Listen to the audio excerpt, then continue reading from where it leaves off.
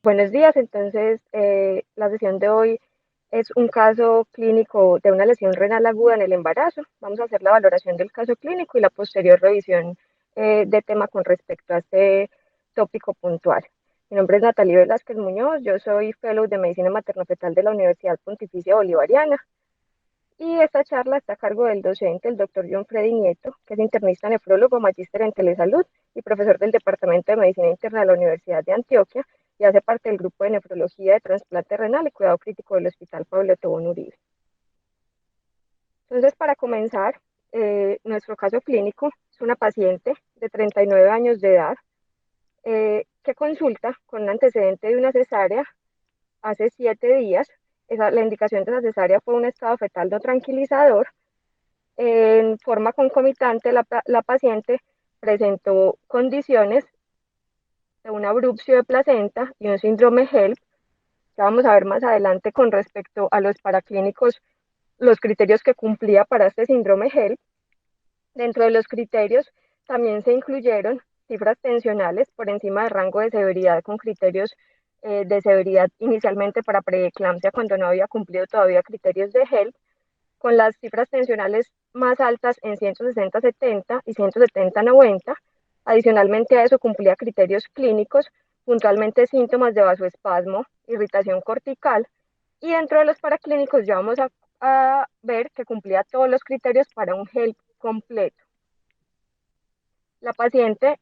secundario a este cuadro llega en el posparto, como les había mencionado previamente, un posparto mediato con una lesión renal aguda oligúrica. Durante la hospitalización vamos a ver en el comportamiento de los paraclínicos que mostró unos signos de sobrecarga hídrica, de oliguria y un boom alto.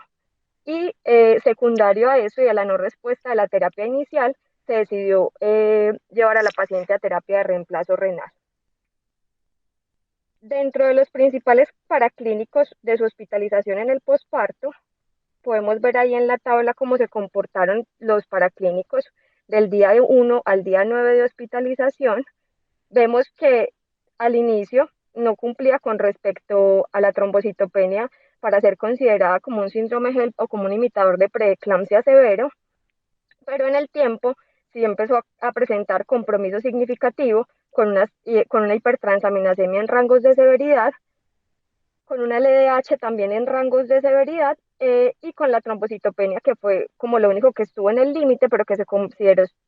por toda la clínica y por todo el resto del cuadro clínico que la paciente cursaba con un HELP. Vemos también en forma concomitante cómo la paciente desde el ingreso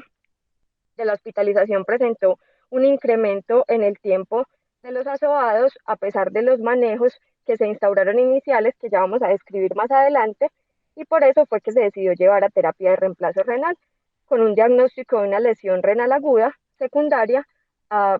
pues multifactorial, dentro de eso es secundaria a la potencial hemorragia que presentó durante la abrupción y secundaria al síndrome HELP que ya les había mencionado previamente. Entonces, teniendo en cuenta este cuadro clínico de la paciente, ¿cómo se define una lesión renal aguda en el embarazo? Entonces, la lesión renal aguda que se relaciona con el embarazo es una entidad que abarca todas las lesiones renales agudas y que se debe a múltiples causas. Dentro de esas causas, ¿qué es lo importante con respecto a la diferencia en cuanto a la población general? Es que estas pacientes van a tener unas entidades que van a estar asociadas netamente con el embarazo y es lo que abre el espacio a que hayan otro tipo de etiologías en comparación con los pacientes no gestantes o con los adultos no gestantes. En la mayoría de los casos, vamos a ver cómo se comporta la etiología. Estos pacientes que presentan esta lesión renal aguda van a ser escenarios que pueden ser leves debido en la mayoría de los casos a causas prerrenales que van a derivarse de diferentes situaciones. Dentro de esa, una de las más comunes es la depresión de volumen y esto no significa que ellas no puedan presentar escenarios que son mucho más deletéreos y que pudiesen ser amenazantes de la vida, como es el caso de pacientes que tengan un choque significativo al inicio del embarazo. Dentro de esos, puntualmente, la etiología van a ser los abortos sépticos o la sepsis, y ya al final o en el segundo o tercer trimestre o incluso en el posparto, una de las principales causas van a ser todos los imitadores de la preeclampsia y la preeclampsia severa, y dentro de esas mencionar las microangiopatías trombóticas es importante y ahorita vamos a desglosarlo en cuanto a la etiología. ¿Y por qué es importante entonces establecer o lograr definir esa presentación de lesión renal aguda en el embarazo? Porque esto va a implicar unos resultados adversos no solamente maternos, sino también unos resultados adversos fetales que van a tener unas implicaciones en cuanto a la morbimortalidad materna y fetal. Dentro de esos,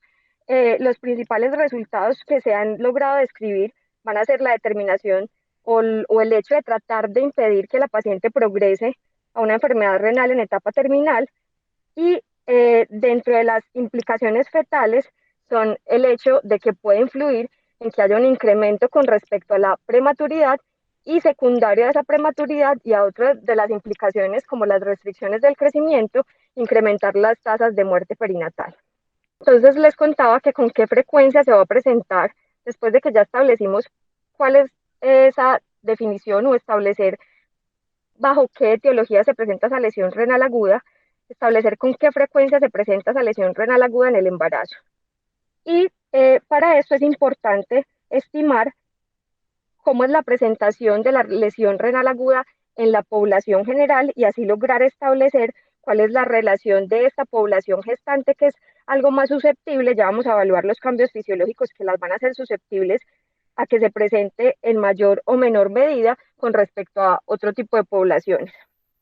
Entonces, es importante recordar que la lesión renal aguda va a afectar aproximadamente entre un 9 a un 20% de todos los pacientes que están hospitalizados, pero que puede afectar incluso hasta el 50% de los pacientes que se encuentran en la unidad de cuidados intensivos. ¿Qué ha generado o cuál es el principal impacto? Que esta entidad va a generar una carga significativa en cuanto a morbilidad y en cuanto a mortalidad, y es una causa independiente de mortalidad por todas las causas, una causa independiente de incremento de incidencia en cuanto a enfermedad cardiovascular y en cuanto a enfermedad renal crónica e insuficiencia renal terminal.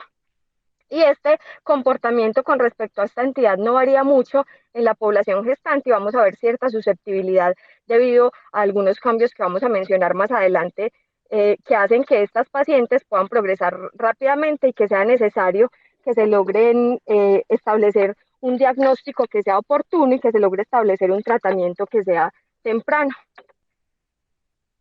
En cuanto a la epidemiología, han existido cambios en el comportamiento epidemiológico puntualmente en los países desarrollados y esa implicación con respecto a esos cambios puntualmente se han dado de la mano del hecho de que ha habido una mejoría significativa con respecto a la calidad de la atención médica reproductiva, con respecto al acceso que tienen las pacientes a los servicios de aborto o interrupciones tempranas del embarazo, que ahorita vamos a mirar que es una de las principales causas, como les mencionaba, los choques hemorrágicos o la hipovolemia secundaria a choques en abortos que son mal manejados, y también el hecho de que se ha mejorado la calidad con respecto a la atención prenatal y al periparto. En la población gestante, ¿qué ha impactado también con respecto al hecho de que se haya variado en cuanto a la epidemiología? La forma en la que se ha logrado hacer una mejoría en cuanto a la identificación, en cuanto al tratamiento y al seguimiento de estas pacientes, que ya vamos a ver como los determinantes más importantes en estos tres aspectos que deben tener en cuenta cualquier profesional de la salud que esté en contacto con una paciente gestante que pueda presentar este tipo de entidad clínica. Entonces, como les mencionaba, el cambio que se ha presentado con respecto a la incidencia en los países en desarrollo, actualmente la incidencia oscila entre un 2.3 a un 4 por cada 10.000 habitantes, mientras que en los países en desarrollo esta incidencia alcanza hasta un 6.3 por cada 10.000 habitantes. Dentro de esos cambios significativos en cuanto a la epidemiología, quizás porque no se han logrado hacer un impacto tan grande en los países en desarrollo, porque el acceso puntualmente mencionaban en los estudios que en las zonas rurales a que se dé una atención en calidad a nivel de la atención obstétrica no va a ser tan significativo, y es quizás eso lo que ha perpetuado en el tiempo el hecho de que no se logre impactar tan significativamente con respecto a la incidencia de esta entidad. Dentro de la forma en la cual se da la distribución de la etiología y las potenciales complicaciones, asociadas a la lesión renal aguda en el embarazo, vemos que en la mayoría de las revisiones, aproximadamente el 91.6% de los casos van a presentarse puntualmente en el tercer trimestre y en el periodo posparto. Vamos a mirar que en la mayoría de las revisiones se presenta algo que se denomina un comportamiento bimodal. Ese comportamiento bimodal hace referencia a que hay un primer pico en el primer trimestre, puntualmente asociado a todas estas hemorragias del primer trimestre o abortos que son maltratados, que van a llevar a que se presente una hemorragia obstétrica masiva que se traduzca en que haya una depresión de volumen y que implique esta la etiología de la lesión renal aguda. Y hay un segundo pico, que era ese que les mencionaba, que son los que se presentan en el tercer trimestre y en el periodo posparto, secundario a todas las implicaciones, puntualmente en causas ya intrarrenales secundarias a escenarios como la preeclampsia severa, todos los imitadores de preeclampsia que ya vamos a desglosar más adelante. Son los dos picos más importantes con respecto a la presentación de la lesión renal aguda en el embarazo. Entonces, esta es una revisión que se hizo en cuanto a la etiología de la lesión renal aguda en Latinoamérica y puntualmente en las pacientes obstétricas fue la sepsis y la hemorragia y la escasez de las prácticas obstétricas calificadas en las áreas rurales, quizá lo que más se identificó como las potenciales etiologías de que se perpetúe la lesión renal aguda como una de las entidades que puede generar incremento de morbimortalidad en las pacientes gestantes. Esta es una distribución que se hizo en los estudios que hay disponibles en Latinoamérica de etiología en lesión renal aguda y vemos ahí que no varía mucho de la población general y que es importante también resaltar el hecho de que dentro de la población obstétrica es también la sepsis otro de los determinantes importantes que perpetúan y que se genera como una de las principales entidades que desencadenan esta entidad clínica. Esta es la distribución con respecto a cómo se da la presentación de esa lesión renal aguda adquirida en comunidad en Latinoamérica y vemos que también esos escenarios de las pacientes obstétricas van a representar una causa importante y en las lesiones renales agudas en la población no adquirida en comunidad, sino que es la que se da a nivel hospitalario, también está implicado en forma importante y que pudiéramos incluir ahí las poblaciones gestantes, todo lo que son el compromiso hepático, la sepsis y otras de las causas que ya vamos a ver más adelante con respecto a la clasificación etiológica. Esta es la distribución en cuanto a mortalidad secundaria a lesión renal aguda en Latinoamérica. Vemos que Colombia no tiene una cifra despreciable con respecto a esa mortalidad y que alcanza un porcentaje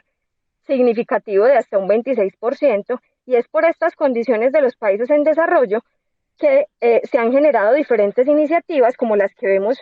en la pantalla. Esa iniciativa puntual lo que trata de establecer la Sociedad Internacional de Nefrología es un objetivo puntual en cuanto a disminuir las muertes prevenibles que son secundarias a lesión renal aguda y se llama la iniciativa 0Y25, que hace referencia a que se tengan 0 muertes prevenibles por lesión renal aguda para el 2025. Y eso incluye las poblaciones más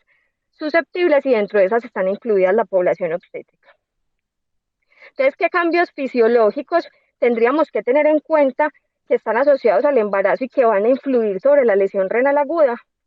Entonces, recordemos que el embarazo va a ser un estado en el cual se van a presentar cambios tanto anatómicos como hemodinámicos, como de la función tubular, que van a ser diferentes al estado hemodinámico o a la funcionalidad renal que se presenta en el paciente no gestante. En las pacientes gestantes, incluso desde muy temprano al inicio del embarazo, pero ya vamos a ver el cambio en el tiempo con respecto a la edad gestacional, hay un aumento en el flujo plasmático renal. Vemos ahí que ese aumento del flujo plasmático renal puede ser tan significativo como de hasta un 80%,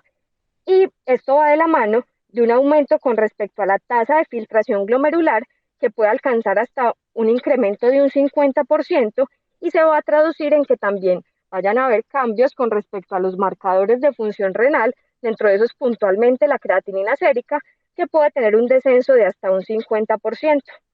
Y no es solamente los cambios que se dan a nivel funcional o a nivel hemodinámico, sino que también a nivel anatómico hay un incremento, puede haber un incremento con respecto al tamaño renal. El influjo hormonal también puede generar que al haber un incremento de la progesterona con respecto de los progestágenos con respecto a los estrógenos vaya a haber un incremento a nivel vascular, hay relajación del músculo liso, esa relajación del músculo liso incluye incluso el músculo liso queda a nivel endotelial, que se incremente la vasculatura a nivel renal, en general a nivel sistémico, y eso implica un incremento en cuanto al tamaño renal, y va a estar traducido en todos estos cambios que hemos mencionado. Otro de los cambios importantes que debemos tener en cuenta y que también va a influir en el hecho de lograr establecer un diagnóstico adecuado y saber el impacto que se puede generar en una paciente embarazada con respecto al hecho de desarrollar lesión renal aguda es la función tubular.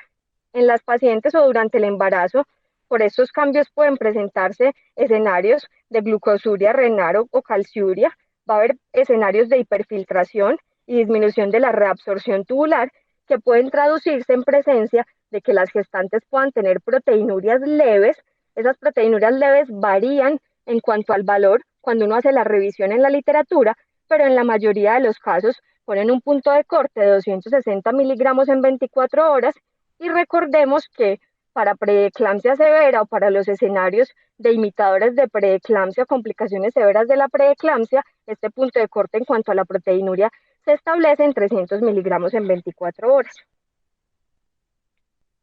Esta es una forma gráfica de representar cómo se asocia ese incremento en cuanto a la tasa de filtración glomerular con las semanas de gestación y cómo esta puede variar de acuerdo a la edad gestacional, de acuerdo a lo que les mencionaba anteriormente.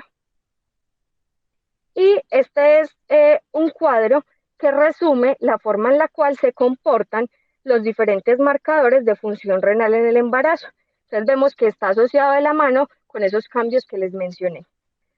Va a presentarse una disminución con respecto a la creatinina, una disminución con respecto al BUN, un incremento en cuanto a la depuración de creatinina. Ya vamos a ver esto porque es importante en cuanto a los marcadores de función renal para establecer diagnóstico. Y las pacientes gestantes, recordemos que son pacientes que van a tener, debido al influjo hormonal y a la forma en la que este influjo hormonal va a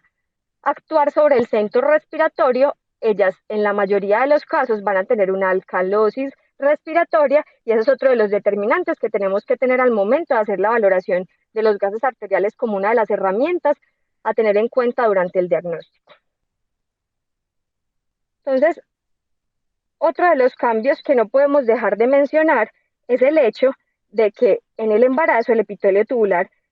pues en el embarazo y en las pacientes no gestantes también, recordar que el epitelio tubular renal va a ser muy sensible a la hipoxia y que existen factores procoagulantes que pueden conducir a necrosis tubular aguda o necrosis cortical renal. Y dentro de esas causas, ¿cuáles son las que potencialmente pueden exacerbarse y pueden generar este tipo de implicaciones en el embarazo? Puntualmente, lo que mencionábamos en cuanto a epidemiología y la distribución de esa etiología, van a ser la hiperemesis gravídica por la presencia de estados de deshidratación y hipovolemia asociadas, la hemorragia posparto o todas las hemorragias que impliquen un compromiso hemodinámico significativo de la paciente, y en la mayoría de los casos o en otra forma de compromiso renal puede generarse en escenarios puntualmente como la preeclampsia. Vamos a ver que una de las entidades más importantes que se presentan y que cursan en forma concomitante con la preeclampsia es la endotelosis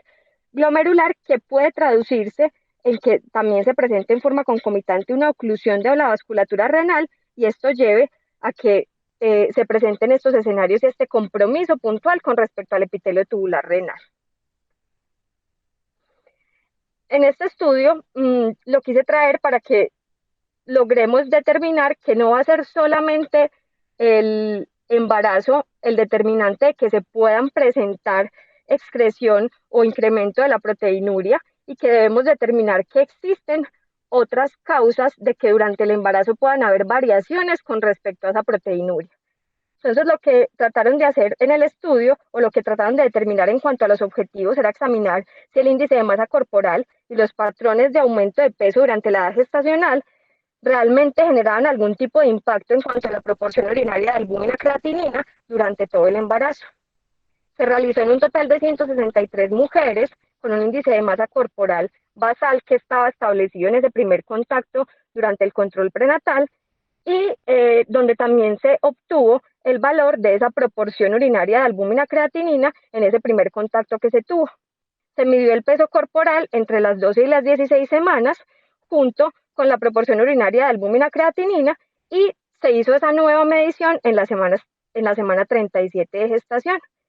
que encontraron que el 46% de las mujeres tenía sobrepeso o obesidad. La mayoría de ellas, a pesar de un seguimiento adecuado durante el control, no tuvieron una ganancia de peso esperada o que se estableció como segura de acuerdo a sus condiciones al inicio del embarazo, que el 60.7% tuvieron un aumento de peso excesivo y que el 16.6% tuvieron un aumento de peso que fue inadecuado. Pero, ¿por qué es importante o por qué fue importante tener en cuenta estos cambios con respecto al peso y cómo influyó eso en los resultados? Que la depuración o ese cambio que se hizo con respecto a la excreción de la albúmina urinaria realmente fue significativamente mayor en el tercer trimestre que durante el primer trimestre,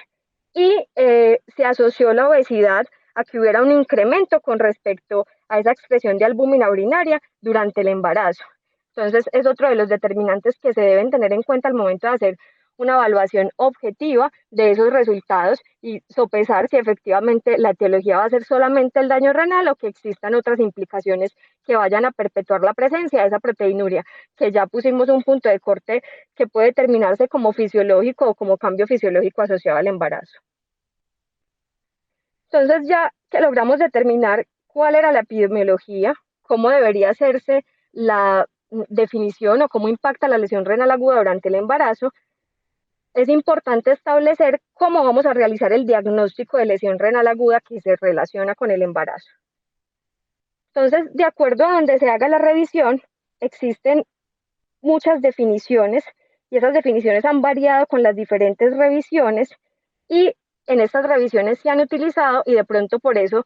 también es otro de los factores que ha influido en lograr determinar efectivamente la incidencia de esta entidad, puntualmente en los países en desarrollo en donde no existen estudios tan grandes o publicaciones que estén asociadas a un concepto que esté homogeneizado y que se logre protocolizar para hacer el diagnóstico. Entonces, de acuerdo a donde se haga la revisión, muchas revisiones han utilizado diferentes criterios, los criterios de Rifle, los criterios Akin, eh, pero vamos a ver más adelante que no existe que no existe un estudio que tenga suficiente peso evidencial o que tenga suficiente asociación para permitir que yo logre extrapolar estas escalas o criterios de determinación de diagnóstico en el embarazo. Es por esto que otros de los factores que se han utilizado para establecer este diagnóstico puntualmente van a ser la variación de la creatinina sérica o la necesidad de terapia de reemplazo renal. ¿Cuáles son los limitantes puntuales en tener como determinante la variación de la creatinina sérica? Que en la mayoría de los pacientes no vamos a contar con una creatinina sérica previa, a no ser de que sea en forma juiciosa, que se haya logrado obtener al inicio durante el primer contacto del control prenatal, pero eso realmente en nuestro medio es poco probable y en la mayoría de los casos no contamos con él. Eh, Sin embargo, en las pacientes de alto riesgo vamos a ver que en los protocolos de manejo se considera que debería tenerse al menos un determinante con respecto a la creatinina y a la tasa de filtración glomerular al inicio del embarazo, porque vamos a ver que existen un determinante diferente o dos criterios diferentes para lograr evaluar en forma objetiva la función renal en el embarazo. ¿Qué otra cosa a tener en cuenta? Lograr determinar cómo es el comportamiento de esas proteínas en orina de 24 horas. Sin embargo, ya vimos que existen muchos factores que pueden impactar y van a existir otras entidades, como les mencionaba puntualmente la preeclampsia, que pueden generar un incremento con respecto a esas proteínas. Entonces debería individualizarse la paciente y evaluarla en un contexto como un todo. Entonces, si efectivamente se establecen en las revisiones que esos criterios Rifle, Akin o Cadigo no están validados para su uso en el embarazo, porque la mayoría,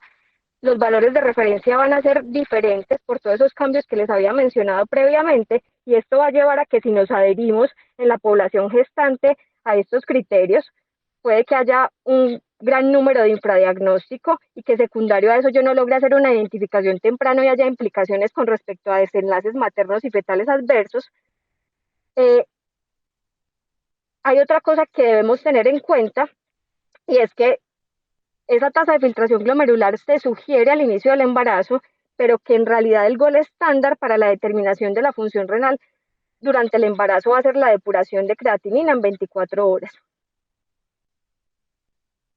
Entonces, ¿cuáles van a ser los criterios con los que yo voy a poder hacer la definición, a pesar de estos limitantes que tengo con respecto a las diferentes escalas y con respecto a los marcadores de función renal en el paciente general no gestante? Entonces, uno de esos primeros criterios es que en el momento en el que se sospecha esa lesión renal aguda o la sospecha se debe incrementar cuando yo tengo valores de creatinina que superan 1 miligramo por decilitro. En la mayoría de las pacientes gestantes o donde uno haga la revisión, ese límite oscila entre 0,5 y 0,8. Una paciente que ya tenga más de 0,8 miligramos por decilitro debe generarme algo de alarma y tengo que comenzar a evaluar si existen algún tipo de compromiso y hacer la valoración en el tiempo con respecto al seguimiento y el comportamiento de esta creatinina. Y también se establece que un aumento por encima o mayor a 0,3 miligramos por decilitro en menos de 48 horas, en comparación, si yo tengo disponibilidad de una determinación previa basal, va a ser otro de los factores que me tiene que llamar la atención al momento de hacer el diagnóstico, o cuando logro documentar un gasto urinario que esté por debajo de 0,5 cc por kilo hora durante más de 6 horas, o en la paciente en la que ya sí sería en forma retrospectiva, que ya cumpla o ya tenga criterios de terapia de reemplazo renal. Para hacer el diagnóstico solo se necesitaría uno de estos hallazgos, que es una creatinina mayor de 1 miligramo por decilitro en todo el contexto, y acuérdense de individualizar a la paciente, un aumento por encima de 0,3 miligramos por decilitro en menos de 48 horas, que haya un gasto urinario que esté comprometido o que la paciente ya tenga indicaciones de terapia de reemplazo renal. Llamaría entonces también la atención y sería importante establecer si yo voy a utilizar esos criterios paraclínicos y voy a utilizar esos criterios clínicos, si efectivamente en el embarazo existe algún escenario en el cual la biopsia renal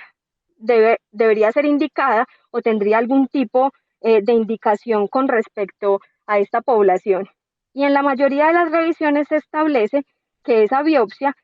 está indicada solamente en el caso de que efectivamente el resultado que yo vaya a obtener, al no tener ningún otro tipo de etiología, este resultado pueda cambiar potencialmente el tratamiento, pero recordar que debido a las implicaciones de las potenciales complicaciones van a estar contraindicadas las biopsias renales en el tercer trimestre. Esta es una revisión de la literatura sobre la biopsia renal en el embarazo y ellos puntualmente trataron de identificar cuáles habían sido las indicaciones, cuáles fueron los riesgos y la asociación con respecto a esas complicaciones y a esos riesgos de acuerdo a la edad gestacional. Entonces, seleccionaron esos estudios que habían evaluado biopsias durante el embarazo y dentro de los 2 meses posteriores al parto, un total de 243 biopsias intraparto y 1.236 biopsias postparto, y lograron evaluar en esos estudios que las complicaciones durante el embarazo fueron de aproximadamente el 7% en comparación con el 1% de esas complicaciones en el posparto, y puntualmente las complicaciones del embarazo temprano por debajo de las 23 semanas fueron complicaciones muy leves o que pueden considerarse leves, puntualmente dolor lumbar, hematuria macroscópica o hematomas que no requirieron transfusiones u otro tipo de intervenciones, mientras que las biopsias que se hicieron en el embarazo tardío, ahí publicaban que oscilaban entre las 23 y las 26 semanas, ya sí produjeron complicaciones mucho más severas con respecto al hecho de que tuvieron complicaciones hemorrágicas importantes o hematomas que sí requirieron drenaje o que tuvieron algún tipo de implicación en cuanto al compromiso hemodinámico de la paciente. Entonces, siguiendo con la revisión, es importante que logremos, a pesar de que hayamos mencionado algunas de ellas, hacer en forma organizada cuáles son las principales causas de lesión renal en el embarazo. Y dentro de esas etiologías, entonces, es importante establecer que en el 75% de los casos esa lesión renal aguda se va a presentar en el tercer trimestre o en el puerperio temprano. Veíamos que en la revisión que hacíamos inicial en la epidemiología, este valor se incrementaba hasta en un 96%. que aproximadamente el 40-60% de los casos de lesión renal aguda en el embarazo van a ser secundarios a preeclampsia o síndrome de HELLP. Aquí está incluido el caso clínico del cual estamos haciendo la revisión, que como determinamos tenía dos implicaciones. Una, ese escenario de abrupto de placenta, que no tuvimos muchos detalles con respecto a si la hemorragia tuvo compromiso hemodinámico de la paciente o no. Y dos, el hecho de que cumplía unos criterios para síndrome HELLP. Y de esas pacientes con preeclampsia severa, el 1% van a presentar lesión renal aguda, de 3 al 15% de las pacientes con HELP van a presentar lesión renal aguda, y ahí está incluida entonces nuestra paciente. Esta es una forma gráfica en la que en esta revisión se presentan esa distribución de la etiología de acuerdo al primero, al segundo, al tercer trimestre y al posparto. De ese primer trimestre ya les había mencionado y les he reiterado en varias oportunidades que el aborto séptico, la hiperemesis gravídica van a ser una de las principales implicaciones en ese primer pico de incidencia, y que ya para el segundo, tercer trimestre o incluso en el posparto van a ser la preeclampsia y todos los imitadores de preeclampsia que pueden generar compromiso severo, como la púrpura trombótica trombocitopénica, el síndrome hemolítico urémico, el hígado graso agudo del embarazo, el lupus Flair o los otros síndromes antifosfolípidos asociados y que pueden sobreponerse al lupus Flair. Así como en el paciente general, en la paciente gestante, de acuerdo a esa distribución etiológica que ya les he mencionado, se pueden dividir las causas en prerrenales, renales y posrenales. Si uno quisiera hacer la división como causa prerrenal, renal y posrenal, más que la distribución en cuanto a los trimestres, entonces para lesión renal aguda prerrenal, puntualmente las entidades que más van a estar asociadas es la hiperemesis gravídica y las hemorragias, tanto anteparto como posparto, la sepsis y la falla cardíaca congestiva. Y dentro de esa lesión aguda que se presenta de origen o de etiología prerrenal, ¿cuáles son las principales implicaciones? Es que si vemos todas estas entidades que se van a presentar como etiología desencadenante van a compartir algo en particular, y va a ser el hecho de que se van a ser entidades que van a cursar con un compromiso de la perfusión renal, y esa perfusión renal va a estar comprometida generalmente en estas entidades por estados de hipovolemia. Son entidades que en la mayoría de los casos, como veíamos al inicio, pueden ser prevenibles, pueden ser identificables y que pudiese uno impactar en el momento en el que logre hacer un tratamiento de la causa predisponente. Ya vamos a mirar eso con respecto a la forma en la que debe hacerse la determinación en cuanto al tratamiento. Para la lesión aguda intrarrenal, si uno quisiera continuar con este tipo de clasificación, va a ser la lesión puntual que se va a presentar en el parénquima, va a presentarse o puede presentarse afectación de los túbulos, del intersticio, de los vasos o del glomérulo, y esta lesión va a ser principalmente mediada por toxina o por complejos inmunes. Entonces es aquí, en este tipo de lesiones, donde efectivamente cabe el hecho de esas otras entidades que ya se mencionan para el segundo o tercer trimestre o incluso en el puerperio. Dentro de esas, una de las principales va a ser la preeclampsia, con su principal lesión, que en la mayoría de los casos se ha logrado establecer, que es la glomeruloendoteliosis, que lo que va a generar es que se presente un edema o hinchazón y desprendimiento de las células endoteliales a nivel de los glomérulos, y entonces eso puede asociarse o va de la mano del hecho de que haya disminución del tamaño del glomérulo, que haya aumento del volumen citoplasmático, disminución de la luz a nivel capilar, y que pueda llevar a un proceso patológico puntualmente de necrosis tubular aguda. Que es importante tener en cuenta, ya vamos a mirar, como la forma en la cual yo debo hacer la diferenciación de las diferentes entidades para hacer la identificación de la causa y poderla tratar. Entonces, esta es una forma en la que se hace esta misma clasificación en cuanto a causas tempranas o causas tardías, donde se dividen en prerrenales, renales y posrenales, y vamos a mirar ahí cuáles son esas causas, y ya las hemos mencionado: hemorragia o sepsis, ya la hemorragia que se produce en forma más tardía, y ya las otras entidades, dentro de esas la preeclampsia y todos los imitadores de preeclampsia que ya mencionamos y que vemos ahí resumidos en la tabla. En esta revisión se expone cómo se presenta todo el compromiso desencadenado por el daño endotelial que se presenta durante la preeclampsia y durante entidades asociadas a preeclampsia, puntualmente síndrome HELP, cómo va a ser una entidad que va a generar un daño endotelial sistémico y dentro de ese daño endotelial sistémico va a ir incluido la vasculatura a nivel renal y cómo esto puede traducirse en que la paciente presente una lesión renal aguda secundaria al hecho de que se desencadene toda esta fisiopatología en estas entidades que pueden generar una alta morbimortalidad tanto materna como perinatal. Y finalmente, la lesión renal aguda por obstrucción es quizá la que se presenta con una menor frecuencia, pero que de todas maneras se debe tener en cuenta.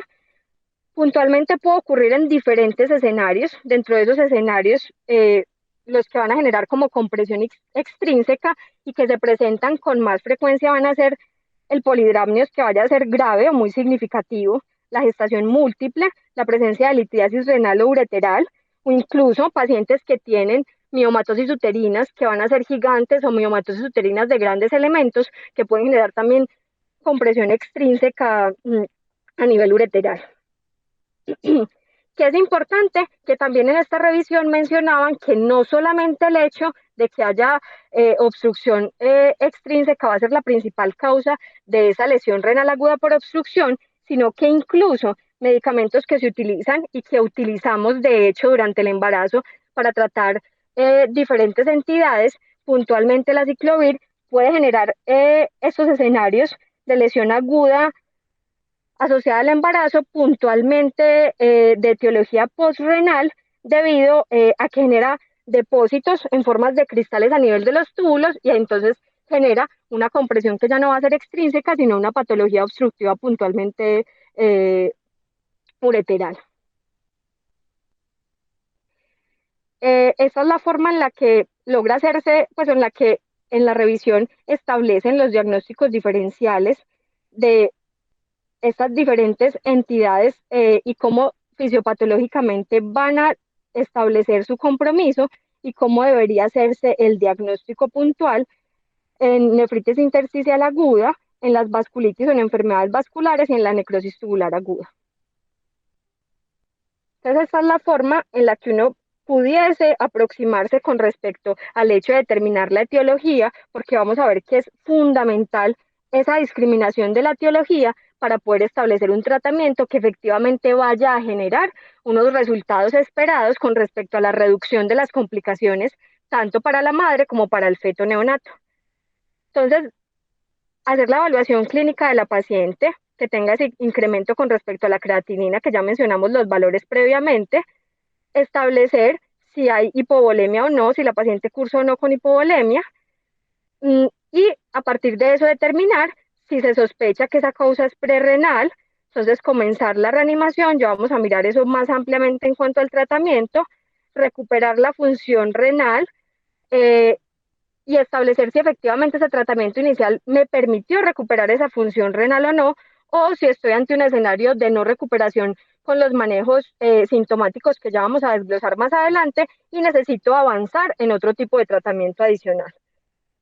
Y en el caso de que la paciente tenga ese incremento en la creatinina pero no curse con hipovolemia, excluir las causas obstructivas que ya mencionamos, extrínsecas e intrínsecas, y sospechar, en el caso de que ya haya descartado esas causas obstructivas, que tenga una causa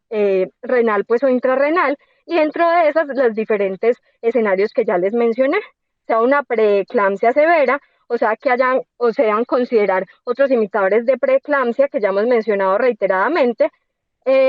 o el hecho de descartar que la paciente pudiese cursar con una enfermedad renal de base que no se haya diagnosticado previa al embarazo. Entonces, ya estableciendo cómo se dio la epidemiología, cuál es la principal frecuencia, las principales etiologías y cómo debería ser el acercamiento con respecto a la discriminación de esas etiologías, cuál es el tratamiento ideal de la lesión renal aguda en el embarazo. Entonces, se establece que el manejo de la lesión renal aguda en el embarazo va a implicar puntualmente el lograr preservar o reemplazar en forma inicial, en el caso de que sea necesario, la función del riñón y tratar la causa subyacente. Entonces, una de las cosas que debemos llevarnos y que es súper importante y que debemos tener muy en cuenta al momento de hacer el acercamiento de este grupo de pacientes es lograr establecer cuál es la causa subyacente en la medida de lo posible y a partir de eso tratar esa causa subyacente y poder detener ese proceso fisiopatológico que está generando este compromiso renal. ¿Qué es lo más importante o que de pronto no tenemos muy en cuenta en la mayoría de los casos los especialistas en ginecología y obstetricia? El hecho de lograr valorar si efectivamente la paciente no tiene una respuesta adecuada al manejo inicial. Yo debo plantear un inicio oportuno de la terapia de reemplazo renal en el caso de que la paciente lo necesite, y eso ha impactado no solamente en los resultados en cuanto a morbilidad, sino que incluso en algunas de las revisiones mostraban que podía generar impacto con respecto a la mortalidad. Entonces, lo más importante es que el manejo inicial debe ser un manejo que se establece como manejo de mantenimiento, manejo de apoyo, que es a partir de la reposición de líquidos o una fluidoterapia que vaya a tener o que vaya a estar guiada por objetivos con el fin de restaurar o mantener una perfusión renal que sea adecuada y que logre limitar el daño que se pueda dar en el tiempo con respecto al riñón. También establecer cuáles son esos factores causales y hacer el tratamiento oportuno lo más rápido que se pueda y en la forma más efectiva, guiados de acuerdo a esas etiologías, como la sepsis, o reemplazar en el caso de que haya pérdida de sangre o fluidos. En la mayoría de las pacientes obstétricas se ha cambiado el paradigma de que sea solamente reposición de fluidos en esos escenarios de hemorragia obstétrica masiva y se está cambiando el hecho de que el acercamiento se pueda hacer a partir de estrategias puntualmente de reanimación hemostática que permiten tener un acceso mucho más rápido a los hemoderivados e impactar en forma mucho más rápida las causas que pueden perpetuar en el tiempo el hecho de que estas pacientes tengan choque o que tengan una hipoperfusión tisular que no se pueda mejorar en el tiempo. Establecer también o hacer la corrección con respecto a eliminar todos los medicamentos que puedan generar un potencial daño renal. Puntualmente los que más se encuentran son los antiinflamatorios no esteroideos, pero recordemos que de todas maneras a partir de un control prenatal adecuado se puede hacer una intervención en cuanto a la disminución del consumo de AINES por las otras implicaciones que va a tener no solamente en el compromiso renal, sino en el compromiso con respecto a la hemodinamia fetal.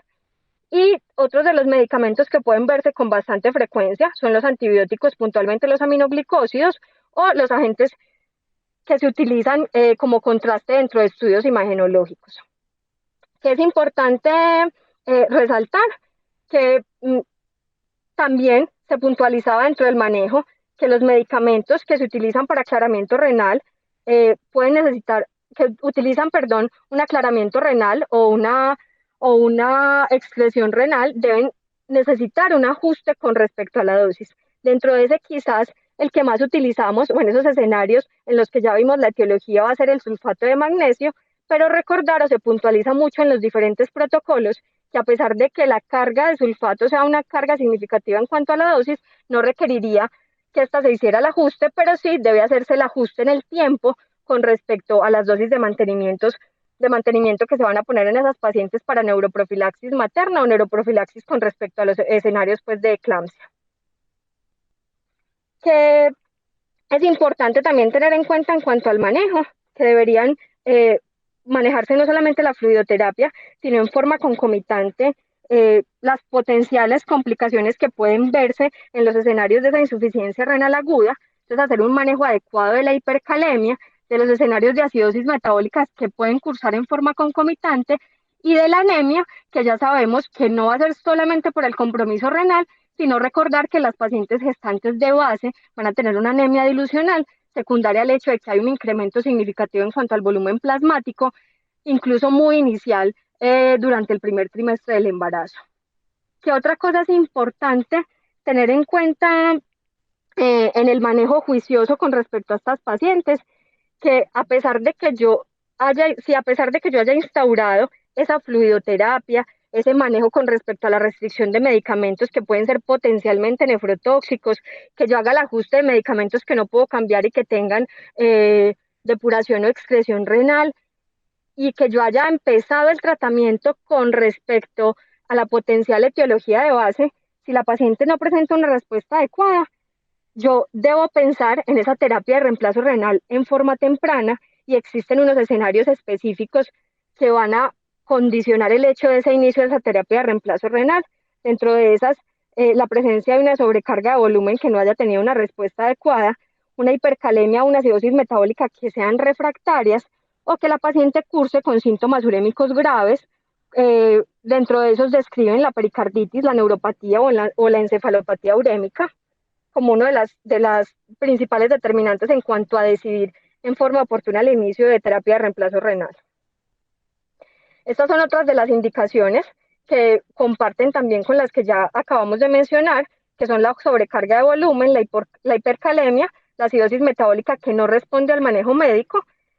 En esta revisión también puntualizan el hecho de que haya una persistencia en la elevación de la creatinina entre 3.5 a 5, que haya una disminución o una caída en la tasa de filtración glomerular por debajo de 20 cc por minuto,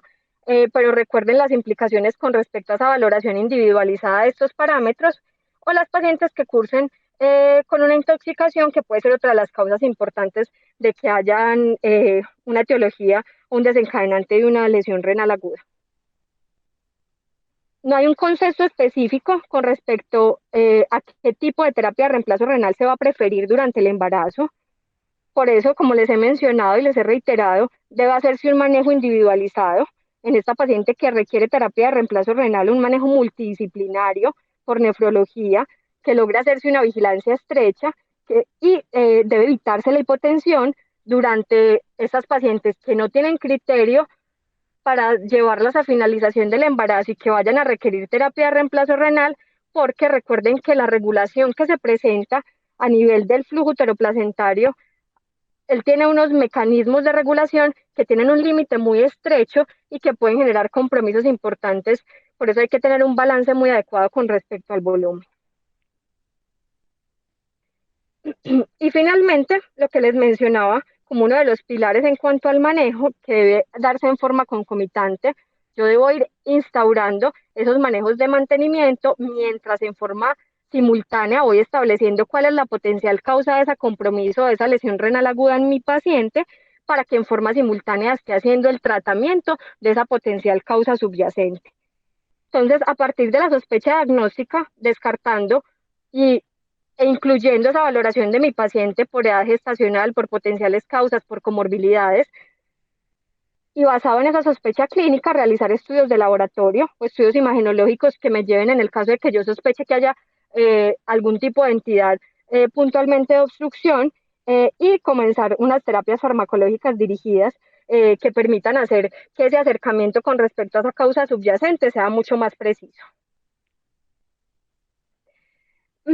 Y finalmente,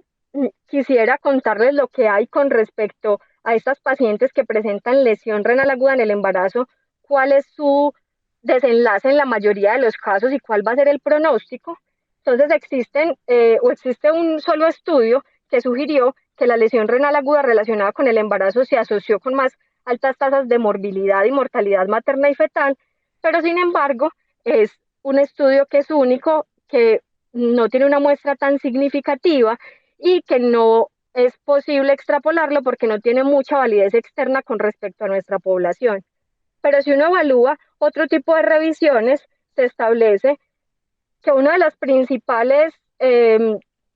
impactos que hay con respecto a que estas pacientes presenten un buen pronóstico, como les mencionaba previamente, es el hecho de establecer un diagnóstico oportuno, de hacer un tratamiento que esté orientado y que yo logre identificar a esas pacientes que tempranamente tienen indicación o van a beneficiarse de terapia de reemplazo renal. Que también es importante que estas pacientes no deberíamos abandonarlas después de que se logre hacer la resolución de su cuadro agudo. Como vimos en la epidemiología, la mayoría van a responder hacia la mejoría, pero las pacientes deberían tener un seguimiento, particularmente aquellas del grupo de la etiología de causas renales, como la preeclampsia y todos los imitadores de preeclampsia, y en la mayoría de las revisiones establecen que a los 6 meses del posparto debería establecerse si efectivamente la paciente está en unas condiciones basales o logró resolver la proteinuria secundaria a la preeclampsia, que como vemos en la diapositiva, el 95% de las mujeres van a tener una resolución de la misma. En las pacientes que generan o que presentan una recuperación de una lesión renal aguda, pero si esa lesión renal aguda fue secundaria a preeclampsia, se encontró en las revisiones que la mayoría pudiesen cursar con el hecho de que tengan un incremento en el riesgo de presentar preeclampsia en gestaciones subsecuentes o efectos adversos en gestaciones subsecuentes secundaria a controles que no tuvieran lesión renal aguda, pero de todas maneras es difícil establecer esta relación causal porque estas pacientes de base, la preeclampsia tenga o no compromiso renal, va a ser una entidad que va a incrementar el riesgo de repetición en los próximos embarazos. ¿Qué otra cosa es importante? Que existen estudios a corto plazo eh, que han establecido el hecho de cómo esas pacientes o cuál es la asociación que hay con respecto a la dependencia que van a tener con terapia de reemplazo renal potencialmente secundaria a una lesión renal aguda en el posparto y establecieron que aproximadamente el 3.9% de las pacientes a los 3 meses en Canadá pudiesen tener compromiso, esas pacientes que tuvieron escenarios muy críticos o pacientes que tuvieron algún tipo de retraso con respecto a la instauración del manejo, y aproximadamente el 9% a los 6 meses en la India, pero ahí sí se tienen implicaciones o se analizaba dentro de ese estudio las implicaciones que tienen todos los compromisos o todos los escenarios adicionales a la patología, como las condiciones socioeconómicas o el acceso a los servicios de salud que puede impactar en cuanto a estos resultados. Con nuestra paciente, entonces, vimos que al ingreso o la forma en la cual se comportaron esos paraclínicos, que ella finalmente no respuesta a esas terapias iniciales, como veíamos en cuanto al manejo, tuvo que ser llevada a una terapia de reemplazo renal. Finalmente solamente requirió 5 sesiones de hemodiálisis. Posterior a esas 5 sesiones de hemodiálisis, la paciente mejoró y no requirió continuar con el tratamiento ni con la terapia de reemplazo renal en el tiempo. Y se incluye esta evolución de la paciente entre ese 60-90% de las pacientes con lesión renal aguda en el embarazo que recuperan completamente su función renal, eh, y no está incluida dentro de esas pacientes que tienen complicaciones que se perpetúan en el tiempo, puntualmente el 30% que no tienen una recuperación completa y que van a tener algún tipo de compromiso, sea leve o sea grave, secundaria a esa lesión renal aguda. Eh, en este QR, si lo pueden escanear, están disponibles la hoja de ruta de la revisión, el caso clínico de la paciente, expuesto pues en forma un poco más amplia, y el soporte bibliográfico de la revisión que acabamos de hacer. Eso era entonces lo que traía con respecto a lesión renal aguda en el embarazo. Muchas gracias.